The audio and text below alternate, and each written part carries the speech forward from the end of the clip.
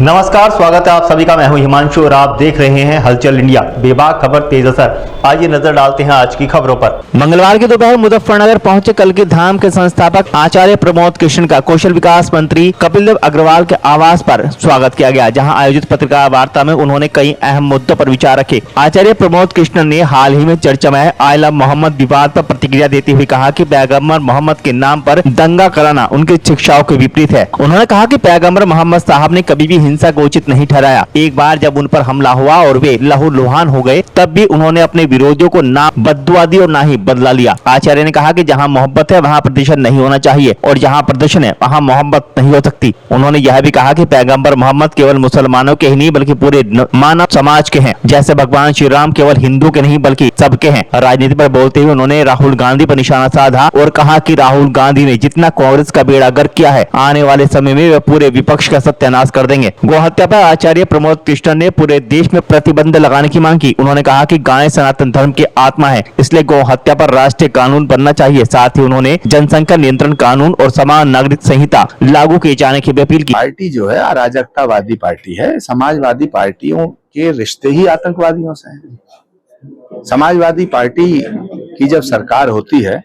तो अराजकतावादी तत्व और असामाजिक तत्व हावी हो जाते हैं।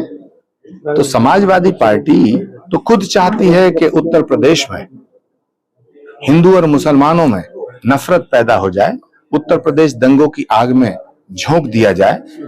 मुजफ्फरनगर का कांड किसकी सरकार में हुआ? संभल के अंदर जो आज हालात हैं, इसके बीज तो समाजवादी पार्टी की सरकार में बोए गए। तो समाजवादी पार्टी का सही विश्लेषण और समाजवादी पार्टी की सही व्याख्या कुमारी बहन मायावती जी ने करी थी। और बहन मायावती जी ने समाजवादी पार्टी की व्याख्या करते हुए कहा था, चढ़ गुंडों की छाती पे मोहर लगाओ हाथी पे। तो समाजवादी पार्टी की जो सही व्याख्या है वो तो कुमारी बहन मायावती जी ने की थी। और समाजवादी पार्टी और कांग्रेस पार्टी के नेता राहुल गांधी ये इस देश को नेपाल बनाना चाहते हैं। कभी कभी इस देश को बांग्लादेश बनाने की बात करते हैं, कभी कभी इस देश में अराजकता लाने की बात करते हैं। तो बात यह है कि इन्हें उत्तर प्रदेश में जो अपराधियों के ऊपर अंकुश लगाने वाली सरकार चल रही है, इन्हें योगी आदित्यनाथ और नरेंद्र मोदी के नाम से नफरत है। इसलिए ये किसी भी कीमत पर सत्ता पाने के लिए हिंदू और मुसलमानों में, मुसलमानों से हिंदुओं को, हिंदुओं से मुसलमानों को अलग करके अपनी राजनीतिक दुकान, अपनी राजनीतिक रोटियां सेकना चाहते हैं। इसीलिए अखिलेश यादव जी बार बार इस तरह की सियासत कर रहे हैं। आई लव मोहम्मद को लेकर जिस तरह से विवाद शुरू हुआ है और जगह जगह उसको लेकर हिंसा भी हुई है, चाहे वो उत्तर प्रदेश रहा हो, महाराष्ट्र रहा हो, पश्चिम बंगाल रहा हो, उसको लेकर क्या सोचते, क्या कहेंगे? जहां लव है वहां प्रोटेस्ट नहीं है, जहां प्रोटेस्ट है वहां लव नहीं हो सकता है। तो जहां तक सवाल है पैगंबर मोहम्मद साहब का, प्रॉफिट मोहम्मद का, तो मोहम्मद साहब से मोहब्बत करने को किसने मना किया है? करो। लेकिन ये कैसी मोहब्बत है जो सड़कों पे उतर करके दिखाई जा रही है? ये मोहब्बत नहीं है। मोहब्बत के नाम पर ये धमकी है जो भारत के लोकतंत्र को दी जाने की कोशिश की जा रही है। ये भारत है, ये नरेंद्र मोदी का भारत है। महाराज जी, 2027 में क्या कल्कि मंदिर का जीर्णोद्धार की बात भाजपा कर रही है, वो मुद्दा बनेगा? क्योंकि अयोध्या एक बड़ा मुद्दा रहा है। नहीं, संभल जो है वो बहुत पौराणिक स्थान है। संभल में भगवान का अवतार होगा। अवतार होने से पहले श्री कल्कि धाम का निर्माण हो रहा है। श्री कल्कि धाम का निर्माण करने के लिए पिछले वर्ष भारत के यशस्वी प्रधानमंत्री आदरणीय नरेंद्र मोदी जी स्वयं संभल आए थे। जहां तक सवाल है मंदिर और मस्जिद के विवाद का, तो मंदिर और मस्जिद का विवाद अदालत में विचाराधीन है। जो अदालत फैसला करेगी वो हमें स्वीकार होगा। महाराज जी, जितने भी हिंदू धर्मगुरु है, चाहे वो यति नरसिंह महाराज हो या और भी कोई, तो कह रहे हिंदुओं की जनसंख्या वो खतरे में है। महिलाओं को एक बच्चा नहीं अधिक बच्चे पैदा करना चाहिए हिंदुओं को लेकर, उसको लेकर क्या कहेंगे? देखिए, भारत हिंदू स्थान है। भारत को हिंदुस्तान कहते हैं। ये हिंदुस्तान शब्द ठीक नहीं है। हिंदुस्तान नाम का कोई शब्द नहीं है। शब्द है हिंदू स्थान। हिंदू स्थान तो भारत को कुछ लोग हिंदुस्तान कहने में डरते हैं, और मैं आज बहुत गंभीर बात कह रहा हूं कि भारत हिंदुस्तान है, और इस हिंदुस्तान में पैदा होने वाला प्रत्येक व्यक्ति हिंदू है। तो वहां जहां हिंदुस्तान हो, जहां पैदा होने वाला प्रत्येक व्यक्ति हिंदू हो, तो वहां बच्चे पैदा कम करो ज्यादा करो उससे कोई फर्क नहीं पड़ता। यहां पैदा होने वाला प्रत्येक व्यक्ति हिंदू है।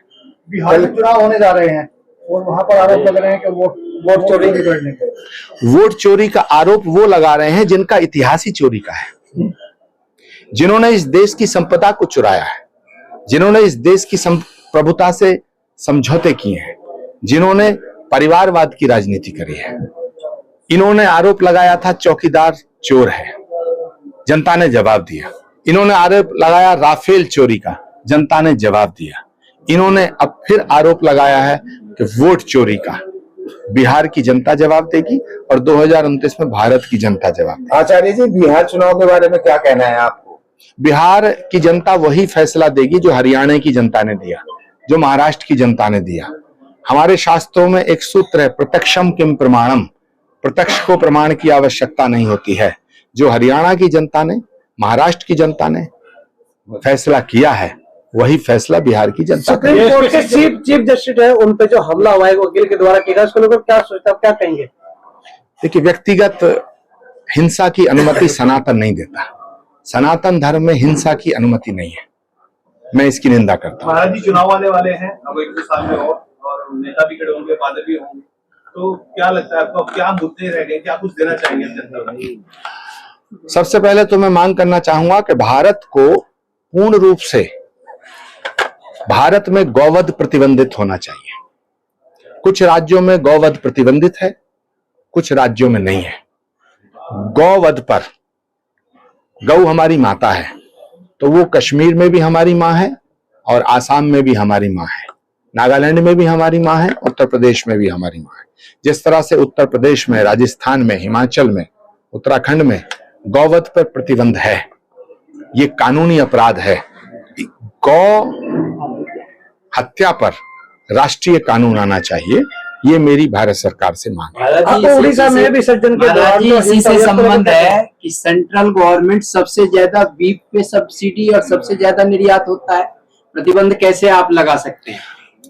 हमारा अधिकार है कि हम सनातन धर्म की संरक्षण के लिए, सनातन धर्म को सशक्त करने के लिए गौवध पे प्रतिबंध की मांग करें। हम चाहते हैं कि पूरे भारत में गौवंश की हत्या पर प्रतिबंध लगे। सरकार से मांग कर रहे हैं, फैसला सरकार को करना है। उड़ीसा में जो हिंसा हुई है, जो विसर्जन के दौरान जो पथराव हुआ है, उसको लेकर क्या कहेंगे आप? हिंदुओं पे पथराव करना, सनातनियों पे पथराव करना, हिंदुओं को मारना, ये सो कॉल्ड सेकुलर और स्यूडो सेकुलरिज्म को मानने वाले लोगों को की आदत बन गई है। पश्चिमी बंगाल में बहुत हमले हुए हैं भाजपाइयों पे, तो इसके बारे में क्या कहेंगे? पश्चिम बंगाल में भाजपाइयों पे हमले नहीं हुए, पश्चिम बंगाल में हिंदुओं पे हमले हुए। पश्चिम बंगाल में जो वामपंथी और ममता बनर्जी की जो पार्टी है, उसके जो लोग हैं, वो एक गुंडों की जमात बन गए हैं, वो अपराधियों की जमात बन गए हैं, और वो पश्चिम बंगाल को बांग्लादेश बनाना चाहते हैं, इसीलिए ये हमले हो रहे हैं।